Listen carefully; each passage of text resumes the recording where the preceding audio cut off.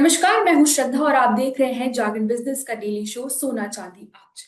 आज 2 जुलाई यानी गुरुवार को सोने के दामों में गिरावट देखने को मिली। वहीं चांदी के दामों में उछाल देखने को मिला है। जहां सोना 1,44,000 पर ट्रेड कर रहा है, वहीं चांदी 2,32,000 पर ट्रेड कर रही है। ऐसे में सवाल ये उठता है कि दाम क्या और गिरने वाले हैं? इसका मार्केट पर क्या असर पड़ने वाला है? इसी कड़ी में आइए जुड़ते हैं अनुज गुप्ता, जिसे SEBI registered commodity and market expert. वो हमें ये बताएंगे कि इस प्राइस से क्या असर पड़ने वाला है, क्या आगे होने वाला है। नमस्कार सर, आपका स्वागत है हमारे शो में। Good morning Shraddha ji, good morning. Morning, good morning. आपसे सबसे पहले ये जानेंगे कि ये जो दामों में उतार चढ़ाव चल रहा है, इससे क्या असर पड़ेगा एशियन मार्केट में, इससे क्या देखने को मिल रहा है? देखिए, उतार चढ़ाव अगर ये है तो कहीं ना कहीं ये शो कर रहा है कि मार्केट में क्लैरिटी नहीं है।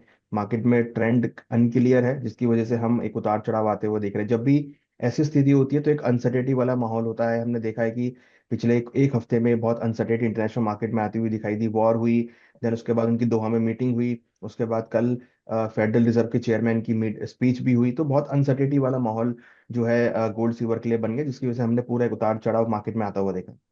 जी, जैसे कि आपने बोला कि फेड चेयरमैन की स्पीच हुई, तो केविन मार्श की जो स्पीच हुई उससे गोल्ड और सिल्वर पर क्या असर देखने को मिला? जैसे कि कल स्पीच आई तो तुरंत उछाल देखने को मिला था दामों में, वैसे आज हम क्या असर देखते हैं, उसका असर और आगे क्या देखने को मिलेगा?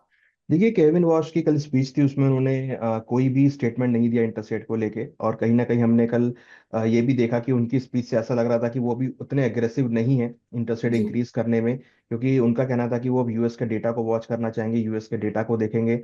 और जिस तरीके से क्रूड के भाव नीचे आए तो कहीं ना कहीं हो सकता है कि मॉनेटरी टाइटनिंग जो है वो कम होती हुई नजर आए। इवन कल हमने ईसीबी की स्टेटमेंट भी सुनी। उन्होंने भी यही कहा कि जो इकोनॉमी है अब धीरे धीरे अपने ऑन द लाइन आती हुई दिख रही है, तो शायद आगे इंटरेस्ट रेट बढ़ाने की जरूरत ना पड़े।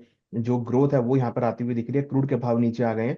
तो कहीं ना कहीं उसकी वजह से लग रहा है कि शायद अभी उतने अग्रेसिव वे में नहीं है फेडरल रिजर्व चेयरमैन और फेडरल रिजर्व, जिसकी वो आगे इंटरेस्ट रेट बढ़ा सके। तो उसकी बात हमने देखा कि तुरंत एक गोल्ड सिल्वर में तेजी लौटती हुई नजर आई। तो कहीं ना कहीं अगर इंटरेस्ट रेट नहीं बढ़ते हैं या अगर कोई भी डॉविश स्टेटमेंट आता है इंटरेस्ट रेट नहीं बढ़ाने का, तो फिर गोल्ड को सपोर्ट मिलेगा। तो ये जो दामों में उतार चढ़ाव देख रहे हैं हम, ये जो भी चल रहा है मार्केट में, उसके हिसाब से ट्रेड क्या बदल जाएगा आगे जाके? आगे ट्रेड मतलब क्या देखने को मिलेगा? देखिए, जिस तरीके का अभी हमने लेटेस्ट फेड का स्टेटमेंट सुना और ईसीबी का स्टेटमेंट सुना, तो उससे लग रहा है कि जो गोल्ड गिर रहा था उस पर शायद एक ब्रेक लग सकता है, थोड़ा स्टेबल हो सकता है यहाँ पे। आपको बड़ी गिरावट शायद यहाँ देखने को ना मिले, क्योंकि जो स्टेटमेंट है वो कहीं ना कहीं सेंट्रल बैंक्स की तरफ से है, तो वो क्लियर दिख रहा है कि शायद वो उतने एग्रेसिव नहीं है। और जिस तरीके से यूएस और ईरान की वॉर सुलझती हुई नजर आ रही है, उससे लग रहा है कि शायद स्टेट ऑफ हॉर्मुज आगे बंद ना हो और क्रूड की सप्लाई चालू रहेंगी। तो उससे हो सकता है कि क्रूड के भाव ज्यादा बढ़ते हुए ना नजर आए। तो उसकी वजह से कहीं ना कहीं हमें लगता है कि मार्केट बहुत स्टेबल आपको देखने को मिलेगा। तो एक स्टेबिलिटी वाला फॉर्मेशन जो है वो गोल्ड सिल्वर में देखने को मिल सकता है। तो हमें लगता है कि फिलहाल आने वाले टाइम में गोल्ड में लोअर लेवल से रिकवरी देखने को मिल सकती है, बट हाँ, ज्यादा तेजी या ज्यादा मंदी यहाँ पर हम एक्सपेक्ट नहीं कर रहे हैं।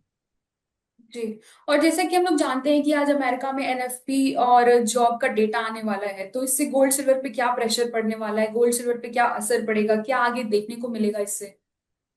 देखिए, डेटा इंपॉर्टेंट है और अगर हम देखें तो आज hourly earnings, non farm employment, employment rate, employment claims, सभी के डेटा आने, और कल यूएस मार्केट में हॉलीडे है, तो आज का ये डेटा बहुत इंपॉर्टेंट होगा।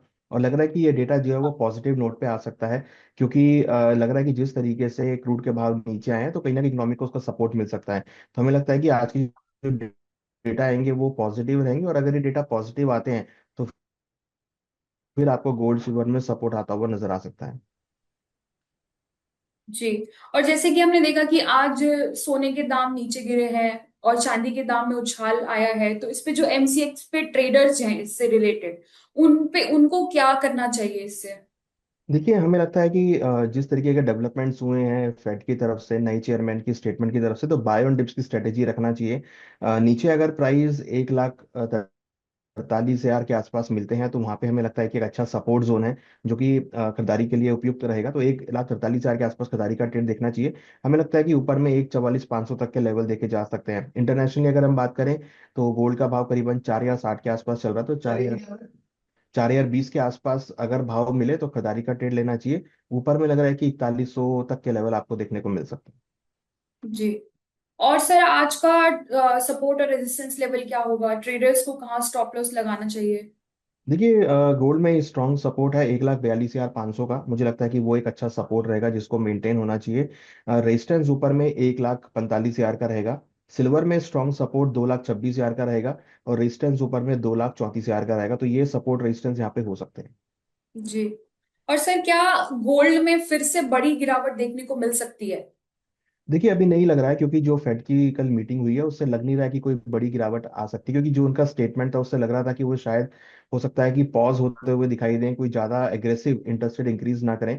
तो मुझे नहीं लगता कि कोई यहाँ से बड़ी गिरावट देखने को मिलेगी। हाँ, अगर कोई स्टेटमेंट आता है इंटरेस्ट रेट को लेके कि आगे वो इंटरेस्ट रेट बढ़ाएंगे, तो फिर हो सकता है कि डिप आपको देखने को मिले। हमें लगता है कि अभी फिलहाल मार्केट साइडवेज और एक स्टेबल मार्केट होता हुआ नजर आएगा। और सर आज का टारगेट प्राइस क्या होने वाला है?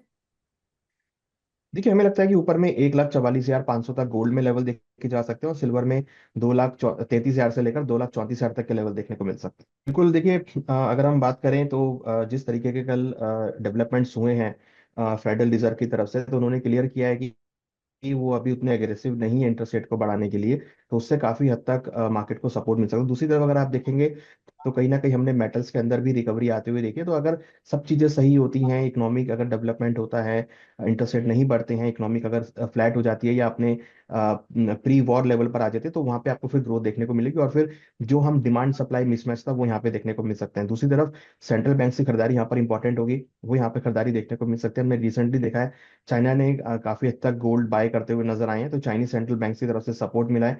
दूसरी तरफ जो हम ईटीएफ के अंदर आउटफ्लो देख रहे हैं, शायद वो फिर इनफ्लो होता हुआ नजर आए, लोग दोबारा से इन्वेस्टमेंट करते नजर आए गोल्ड सिल्वर ईटीएफ में, तो वहां पर आपको खरीदारी देखने को मिल सकती है। तो ओवरऑल अगर हम बात करें तो अगर मार्केट का आउटलुक स्टेबल होता है, इकोनॉमिक का आउटलुक स्टेबल होता है, तो अब फिर आपको गोल्ड सिल्वर में एक अच्छी इन्वेस्टमेंट डिमांड दोबारा से देखने को मिलेगी और लोअर लेवल पे रिकवरी देखने को मिल सकती है। तो ये पॉइंट्स हैं जो आने वाले टाइम में गोल्ड को सपोर्ट प्रोवाइड करेंगे। वहीं दूसरी जी। तरफ अगर हम नेगेटिव की बात करें, तो अगर कोई भी स्टेटमेंट सेंट्रल बैंक्स की तरफ से आता है कि वो आगे इंटरेस्ट रेट बढ़ाएंगे, तो फिर हो सकता है कि गोल्ड के भाव रुकते हुए नजर आए।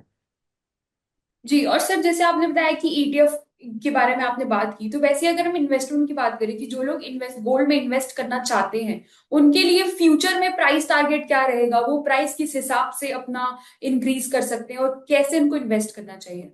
गोल्ड में हमें लगता है कि ईयर एंड तक 4,800 से लेकर 5,000 डॉलर तक के लेवल देखे जा सकते हैं। सिल्वर में जी। भी 80 से लेकर 85 डॉलर तक के लेवल देखने को मिल सकते हैं, क्योंकि जिस तरीके से फेडरल रिजर्व ने स्टेटमेंट दिया है कि वो आगे इंटरेस्ट रेट उतना एग्रेसिव नहीं बढ़ाएंगे, तो वो कहीं ना कहीं मार्केट के लिए सपोर्टिव होगा। फिर आपको गोल्ड सिल्वर में एक इन्वेस्टमेंट डिमांड देखने को मिलेगी।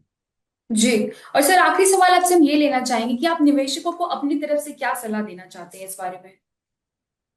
देखिए, हमें लगता है कि निवेशकों को थोड़ा वेट एंड वॉच करना चाहिए। जो भी करेक्शंस आती हैं वहां पर आप खरीदारी का ट्रेड बना के चले, क्योंकि हमें लगता है कि बाय ऑन डिप्स की स्ट्रेटेजी आपको गोल्ड सिल्वर में देखने को मिल सकती है। थोड़ा मार्केट स्टेबल है तो सपोर्ट के आसपास लेवल्स मिले तो वहां पर खरीदारी का ट्रेड बना के चल सकते जी। थैंक यू सर हमारे साथ जुड़ने के लिए, थैंक यू वेरी मच। और ऐसी आपसे बातचीत लगी रहेगी। थैंक यू हमारे दर्शकों को इतना समझाने के लिए, इतना डेटा बताने के लिए। आप देख रहे थे हमारा डेली शो सोना चांदी आज, हमारे साथ जुड़े रहे, धन्यवाद।